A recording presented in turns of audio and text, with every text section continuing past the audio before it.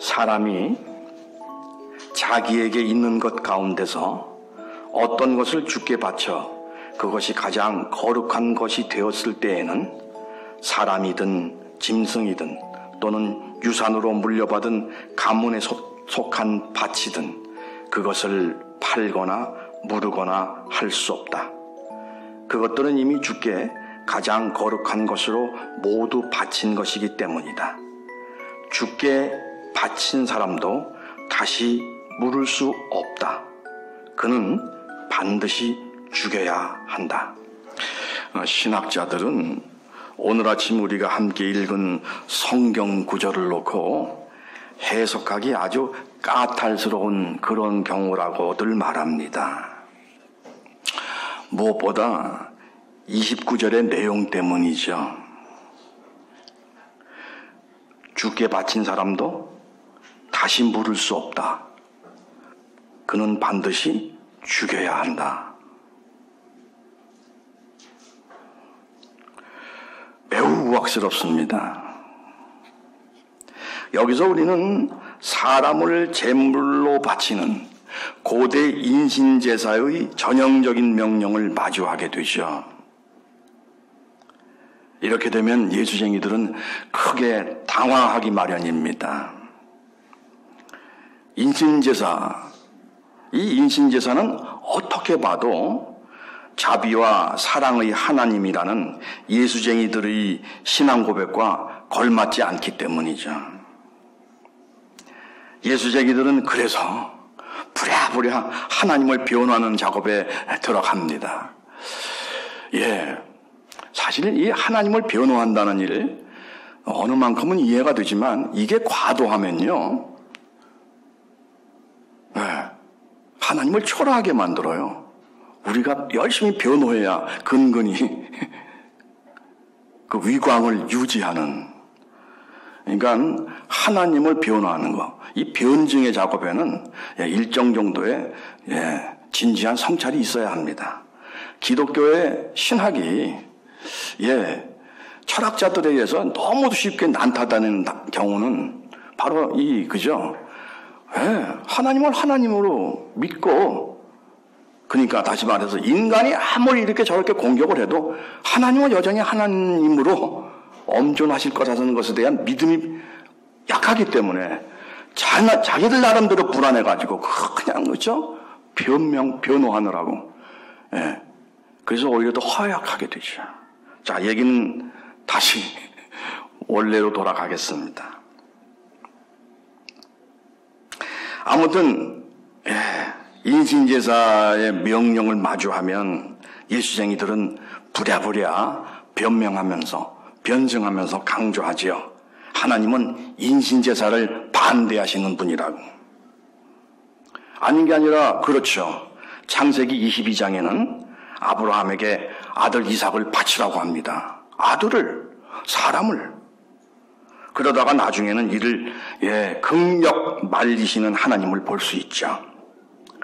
레위기 18장 21절에도 인신제사에 대한 엄한 경고가 나오죠.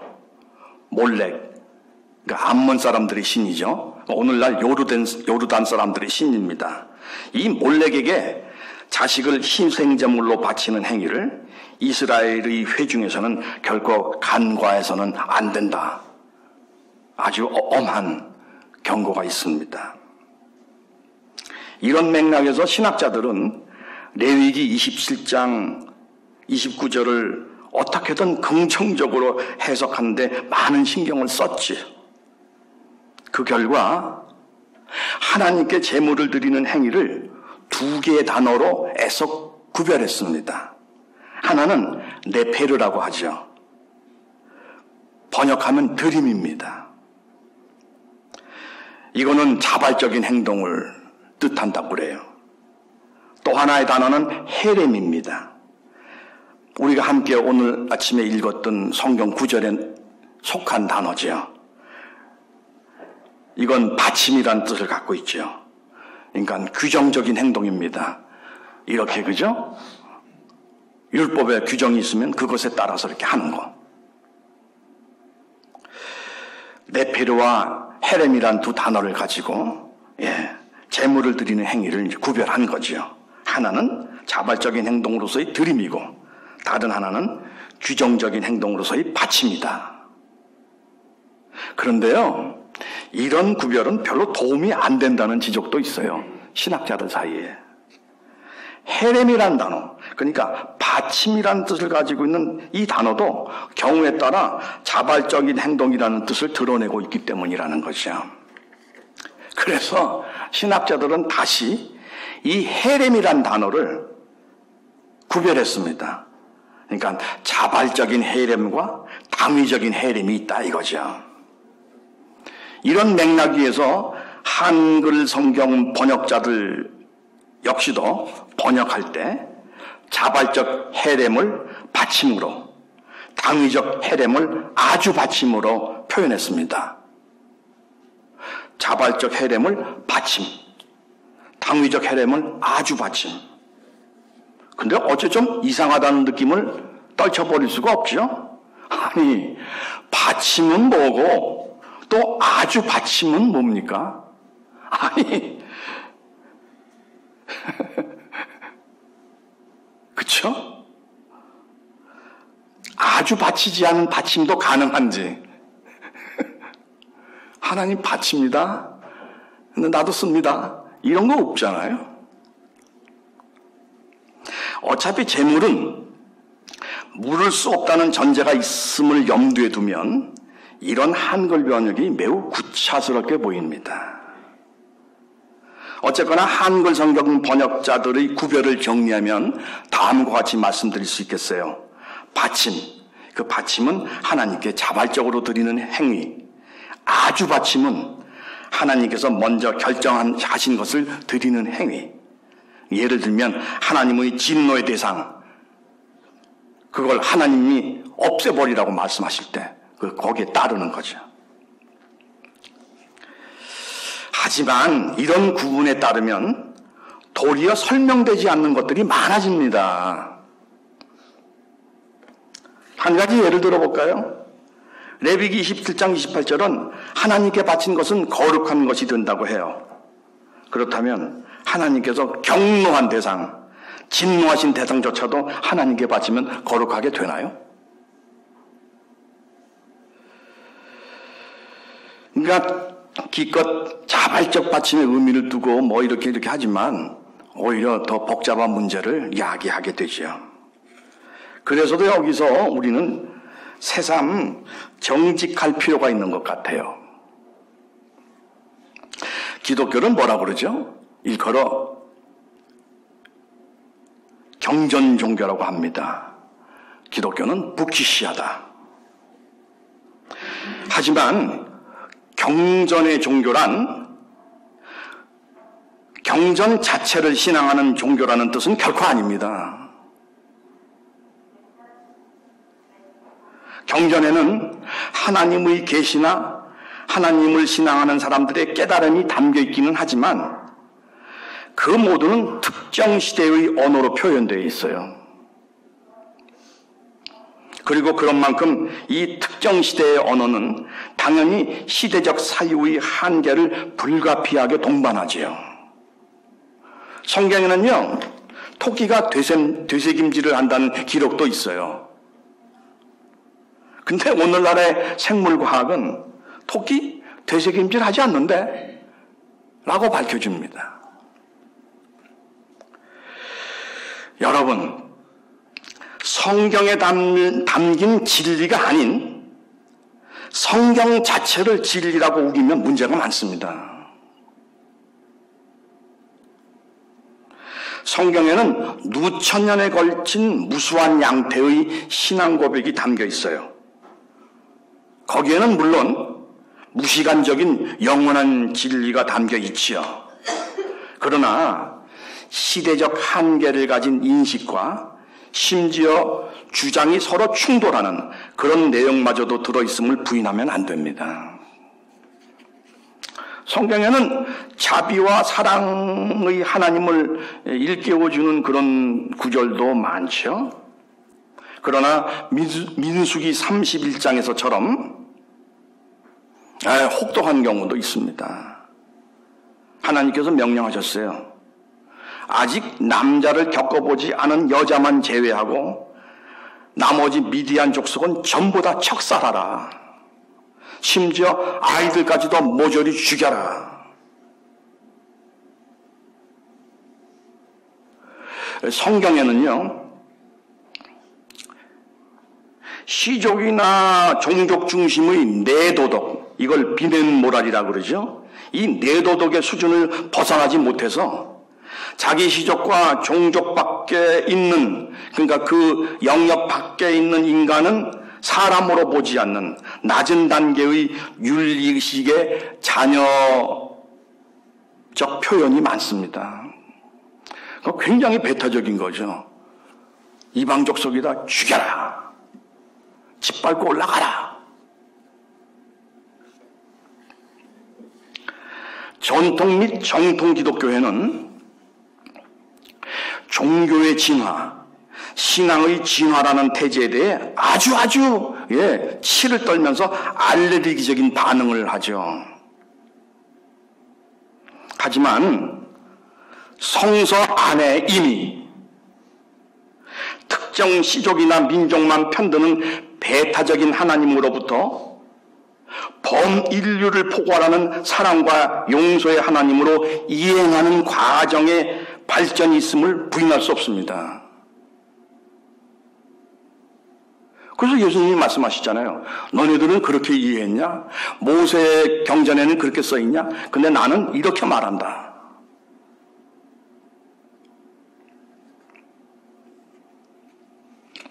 기독교회는요, 찰스 다윈의 진화론에 대해 무섭게 정죄해 왔어요.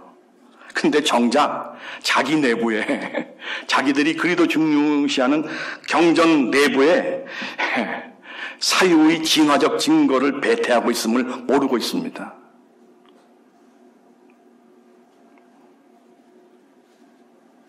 그리고 또 하나, 그리스도 교회는요, 인신제사가 유대교를 포함 기독교와 전혀 상관이 없다는 것을 분명히 하고자 매우 부심합니다.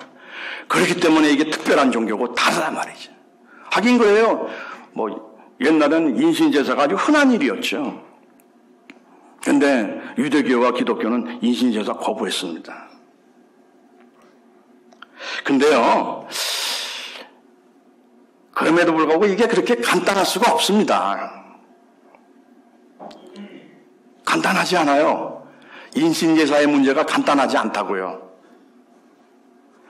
예수의 십자가 죽음 사건 그 자체를 교회는 어떻게 말하고 있죠? 죄로 말미암아 멸망할 수밖에 없는 인간을 대신해서 예수라는 인물이 희생했다고. 그래서 그 예수가 바로 그리스도라고 고백하고 있습니다.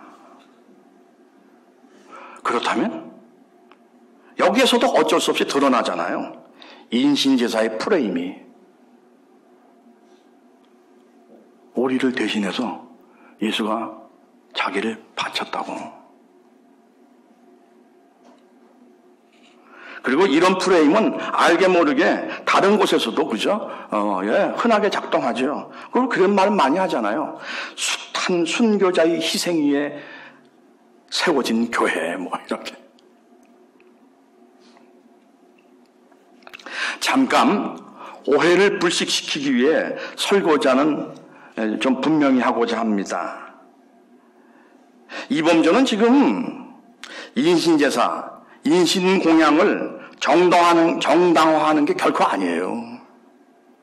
특히 강제에 의해 이루어지는 인신제사야말로 마땅히 배격해야 할 일이죠.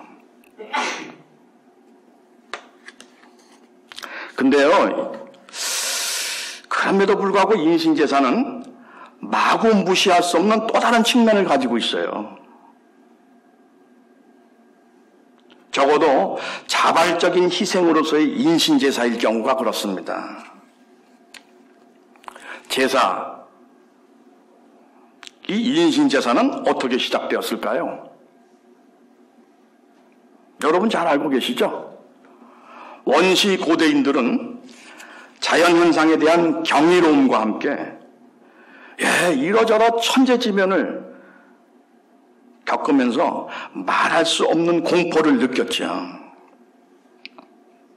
그래서 이 모든 것을 관장하는 초월자 또는 절대자가 있다고 믿고 이 절대자를 향해 삶의 안락과 안식을 기원한 교섭을 시작했던 겁니다. 아마도 절대 또는 절대자와의 이러한 교섭은 인간이 존재하는 한 앞으로도 영원할 거라고 저는 생각합니다. 인간은 어쩔 수 없는 불완전한 한계를 지닌 존재이기에 그렇게들 많이 얘기하죠.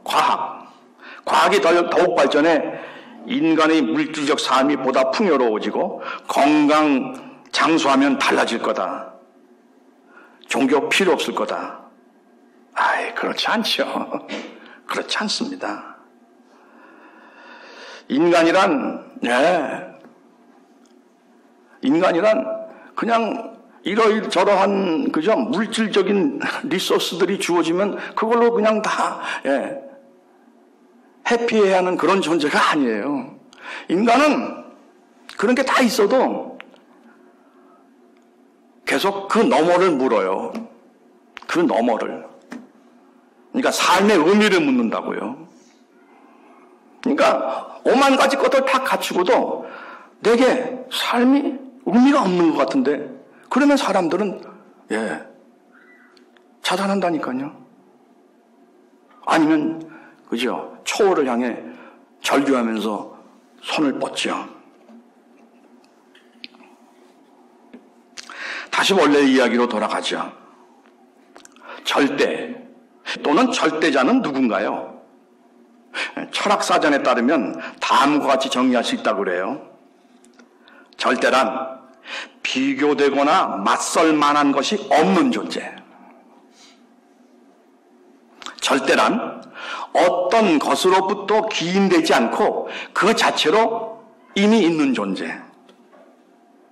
절대란 스스로 있으면서 그 자신으로 완전한 존재. 상당히 그죠? 아주 엄밀하면서도 자세한 정의라고 생각합니다. 근데 여기에 역설이 있어요. 절대 또는 절대자를 엄밀하게 정의하면 할수록 인간은 그 절대자와의 교섭에 커다란 어려움을 갖게 됩니다.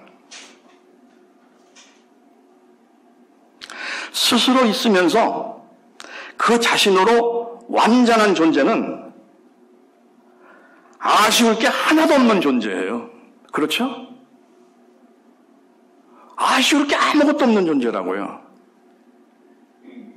다시 말해 부족할 게 아쉬울 게 하나도 없는 존재와는 그 무엇으로도 교섭, 그러니까 교환 거래가 불가능하죠. 내가 이미 다 가지고 있는데 뭘 들고 와? 필요 없어. 결국 인간 쪽에서 가장 소중한 것을 교환의 매개물로 삼아야만 절대자가 그래도 움직이지 않을까 하는 판단이 서게 되는 겁니다. 이 지점에서 자발적인 인신제사가 등장하죠.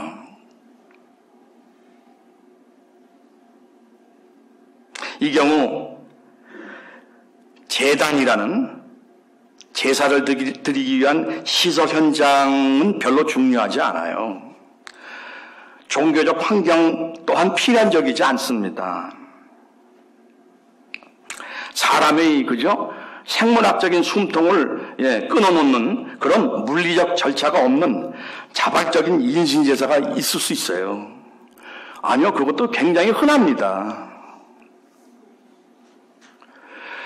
여기 오늘 이 예배 자리에는 한 가정의 가장들이 와 있습니다.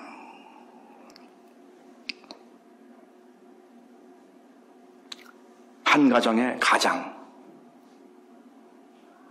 이들은 자신이 누구인지를 분명히 하고 또 각오를 한 사람들이에요.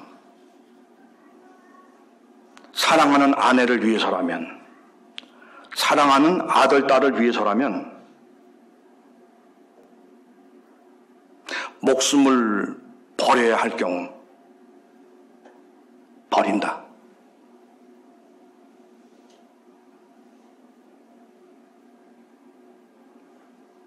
사랑하는 아내와 자녀를 위해서라면 언제든 목숨마저도 버릴 수 있다고 다짐해 본 사람들이에요.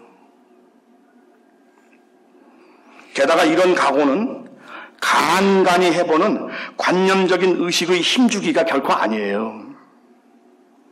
모든 가장은 사실 매일 매순간 자기를 죽입니다. 그렇게 스스로 감행하는 매일의 죽음이 없다면 지옥 같은 직장으로 매일 출근할 수 없죠.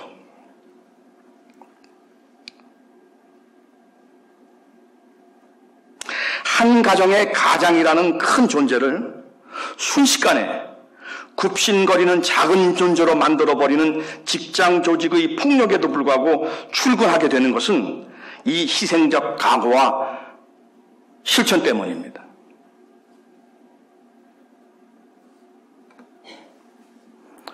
저는 가장을 예로 들었지만 여긴 어머님도 많죠? 마찬가지죠.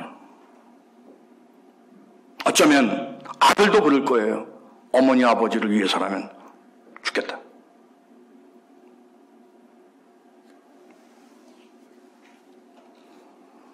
여러분, 우리 각 가정의 가장들, 힘없어 보이는 가장들, 평소 힘없어 보이는 바로 이 가장들이요, 때로는 자기 가정에 국한된 사랑을 넘어서, 자기 가정에 한정된 사랑을 넘어서 동료를 위해 더 큰 죽음을 감행할 때도 있어요. 프랑스 혁명에서 보여준 쌍퀼로트들의 행동을 보면, 러시아 혁명에서 보여준 볼셰비키들의 행동을 보면 용감한 투사는 따로 없습니다. 사실 평소 투사라고 떠벌리는 놈들은 이렇게 저렇게 다 비겁했어요. 혁명의 과정에서 온몸으로 고난을 감수하며 장렬히 싸우다 죽어갔던 사람들 대부분은 모두 한 가정의 그만한 가장들이었어요. 이들은 자신을 제물로 바치겠다고 했던 그 각오의 사실을 끝까지 무르지 않았죠. 이런 사람들이야말로 종교적 외피를 입지 않은, 그러나 실제적으로는 하나님 신앙을 가진 사람들이라고 말할 수 있겠습니다. 그렇잖아요? 자기를 죽여가면서까지 무언가의 가치를 위해 투쟁하는 사람은요, 그냥 그 일을 감행하지 않습니다. 정의로운 일에 헌신하는 것을 결코 무가치하게 만들지 않을 거라는 절대를 향한 배경적 믿음이 있기 때문에 이런 희생을 감수할 수 있는 것이죠.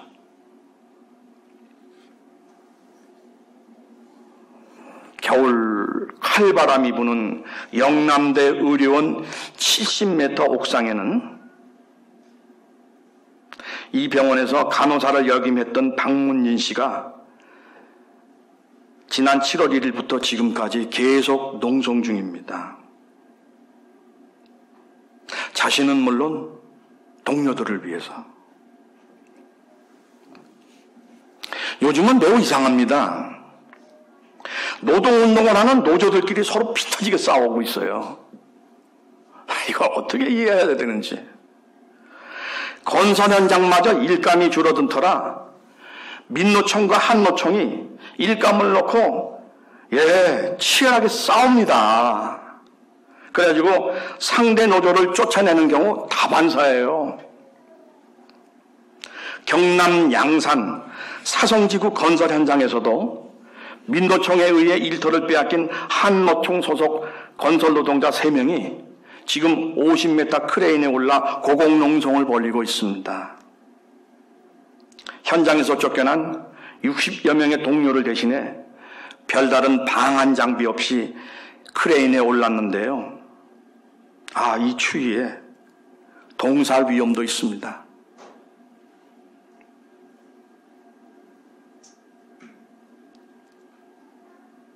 그런가 하면 녹색병원이라고 있죠. 고공농성하는 사람이나 이렇게 저렇게 그죠? 이 어려운 노동투쟁하는 사람들 나중에 체력 고갈돼가지고 그냥 벌렁 쓰러지면 그 사람들을 보살피는 병원으로 유명하지요.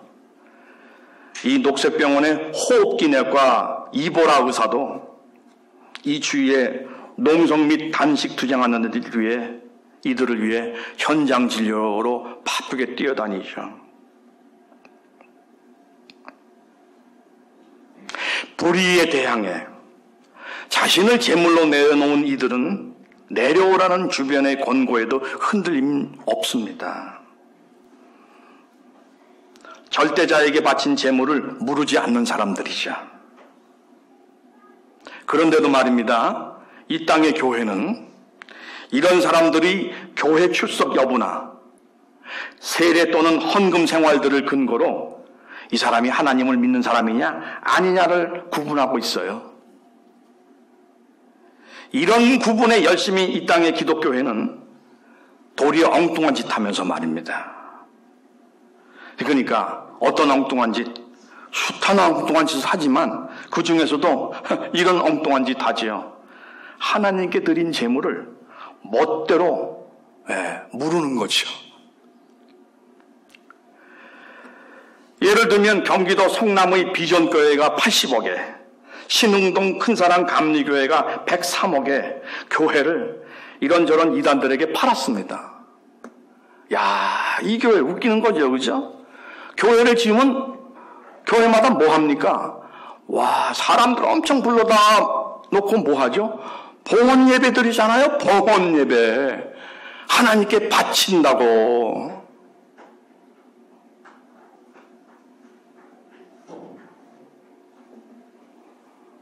그래 놓고는 팔아요.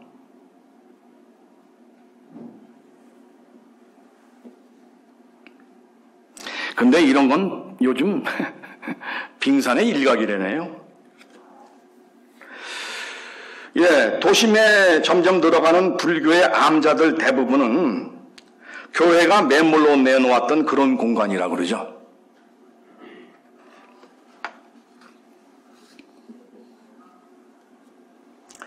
이러한 이유에서도 하나님께 자신을 제물로 드리고 가족을 위해 매일같이 죽음을 무르지 않는 가장들이 저는 거룩하다고 느껴집니다.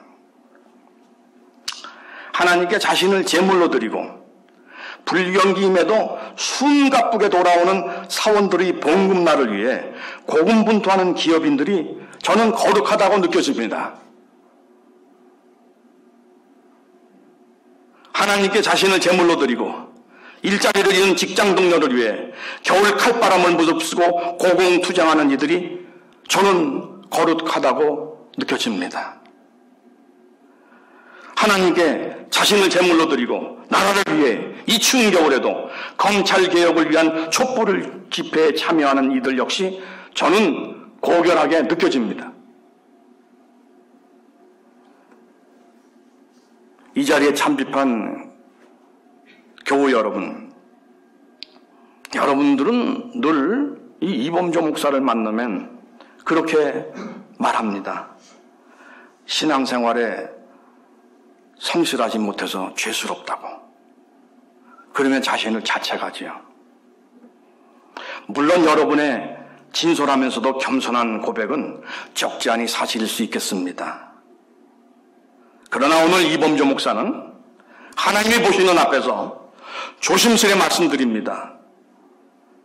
그럼에도 불구하고 여러분들은 거룩한 사람들입니다. 여러분은 하나님께 자신을 제물로 드리고 이를 취소하지 않으려 애를 쓰고 있기 때문이죠. 하나님께 바친 제물이기에 스스로가 죽어야 한다는 것을 알고 자신을 순간순간 죽이기 위해 무진 마음을 쓰고 있는 여러분은 거룩합니다. 죽어야 함에도 잘 죽지 않는 자신을 한탄하는 여러분은 바로 그 때문에 이미 상당히 많이 죽은 사람, 곧 거룩한 제물입니다. 하나님께 드린 제물로서 자신을 무르지 않으려고 노력하는 교우 여러분들께 한 해의 끝자락에 이르러 신앙공동체의 목사로서 정말 진심으로 갈채를 보냅니다. 여러분에 대해 감사하다는 말씀 드리고 싶습니다. 그리고 마지막으로 미안한 부탁 하나 드립니다. 여러분께 또 한 번의 죽음을 부탁드립니다. 이번 겨울에도 연탄은행에 연탄 10,000장을 후원하고자 합니다. 장당 800원이거든요. 작년에도 그렇게 했습니다. 올해는 액수를 서로 조금 바꿔서 작년에는 떡다섯과 물고기를 둘 소식지 공동체에서 500만 원, 인후교회에서 300만 원 했는데 올해는 좀 바꾸죠. 인후교회에서 500만 원, 떡다섯과 물고기를 소식지 공동체에서 300만 원 해서 800만 원 마련에 연탄 10,000장 후원했으면 합니다. 이를 위해 따로 헌금하지 않겠습니다. 교회 나눔 예산에서 지출하려고 합니다. 여러분, 근데 이 나눔 예산도 여러분들이 드린 헌금이에요. 기도드리겠습니다.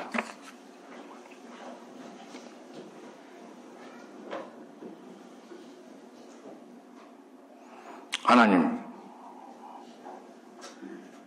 우리는 하나님께 우리 자신을 드린 사람들입니다. 역설적이지만 나 자신을 위해 나를 죽이려 합니다. 우리 가족을 위해서 기꺼이 죽이려 합니다. 우리가 하는 동료들을 위해 배반하지 않고 죽고자 합니다. 그리고 이 사회의 정의를 위해, 하나님의 정의를 위해 죽어야 할 때 죽으려 합니다. 연습 많이 하고 있습니다. 잘 안 되지만 그래도 집요하게 이 연습할 수 있도록 도와주십시오. 그래서 죽으면 그걸로 끝나는 게 아니라 엄청난 부활이 기다리고 있다는 사실을 우리가 우리의 삶을 통해 하나님 경험케 하여 주시옵소서. 우리 주님 예수 그리스도 이름 받들어 아버지 하나님께 기도드렸습니다. 아멘.